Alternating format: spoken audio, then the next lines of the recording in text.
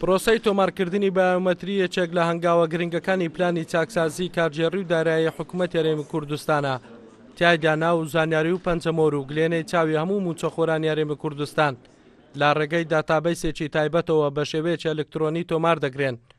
بەوەش ڕێگە لە 2 موچەی و 3 موچەی دەگیرێت و لەمە دوا هەر موچەخۆرێک تەنیا 1 موچەی دەبێت و ئەوانی دیکە لە سیستەمی موچەلا دەدرێن.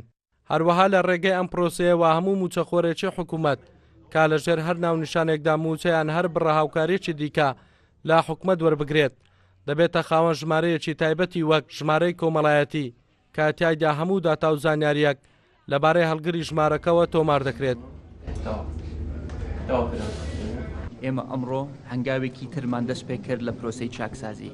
ئێمە چەند مانگێکە باسی دیاردەی 2 موچەی و 3 موچەی یەکرێ لە هەرێمی کوردستان ئەمڕۆ دەستمان کرد بەو هەنگاوە گرنگە بۆ نەهێشتنی ئەو دیاردەیە.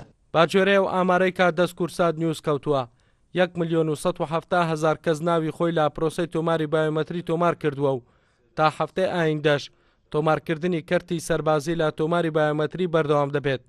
بە پێی گشتاندنی ژمارە 6,907 کا لە ڕۆژی 8/5/2007دا لەلایەن نووسنگەی وەزارەتی پێشمەرگەوە دەرچووە.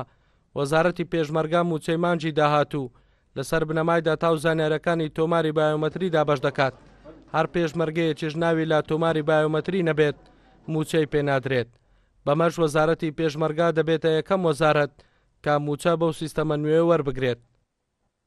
بە کۆتایەتنی کەرتی سەربازی تەنها تۆمارکردنی لیستی دواکەوتوان دەمێنێت بۆ تۆمارکردنیان لە پرۆسەی تۆماری بایۆمەتری.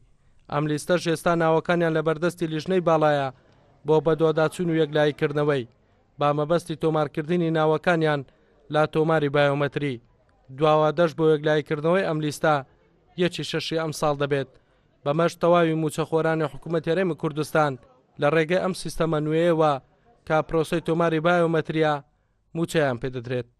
ئەڵگورد ئەحمەد کورسات نیوز هەولێر.